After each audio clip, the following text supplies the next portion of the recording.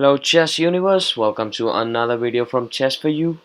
Today we're going to be looking at a game played in 1880 between Wiede and Alphonse Goetz. Alphonse Goetz is a former French champion. So without further ado, let me quickly get into the game. Wiede with the white pieces opens up with e4, Alphonse goes for e5. White replies with f4, so the king's gambit is on the board. And black goes about accepting the gambit by taking on f4.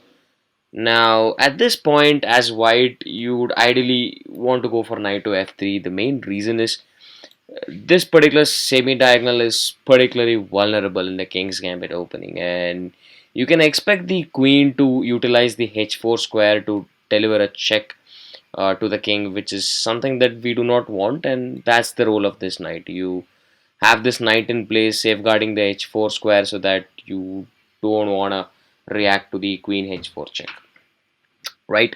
But in the game, white doesn't go for it. He instead goes for b3, which is a mistake, of course, because, of course, as we discussed, it's gonna run into queen h4 check. Now you would have to react to this, and there is only two ways of reacting to it, and neither of it is good. The best way would be to actually go for king to e2.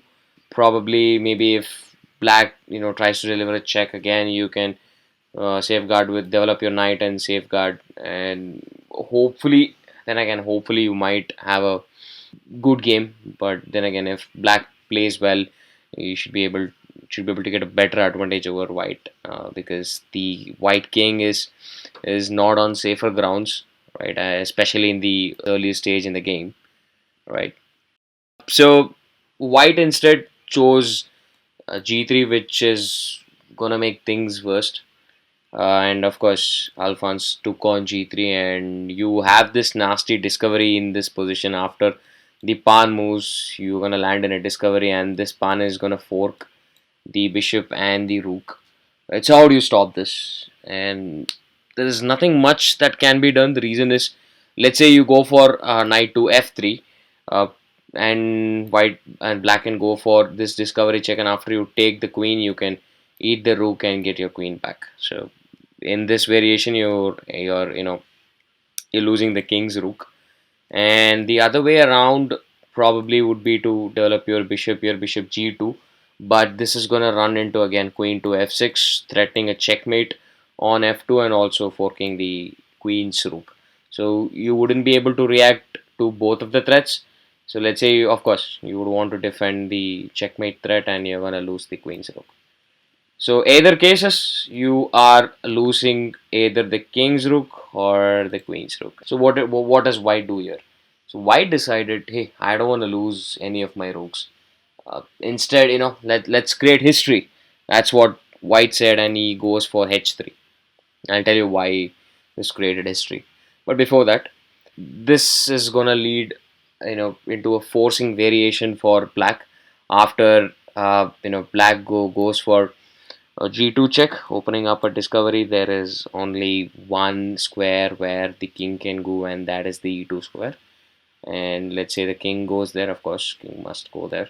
You can deliver another check by taking on e4, and your king does not have much squares, and there's only one square to go, and that would be the f2 square. And after the king goes there, I want you guys to pause the video at this stage and try to figure out a winning move for black starting from now.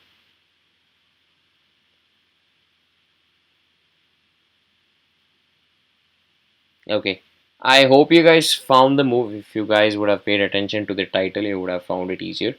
So g takes the rook and under promoting to a knight, and that's checkmate. So the reason is, clearly you can see the king has no squares left, because these squares are taken by the queen, and of course these squares are taken by its own pieces. Moreover, the under promoted knight is checking the king and also safeguarding the last square, the escape square the king can take. So that's checkmate, that too in a record 7 moves by under promotion. I hope you guys found this video enjoying and informative.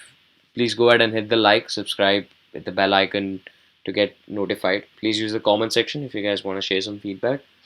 And thank you all. I will see you guys in another video. Please stay tuned.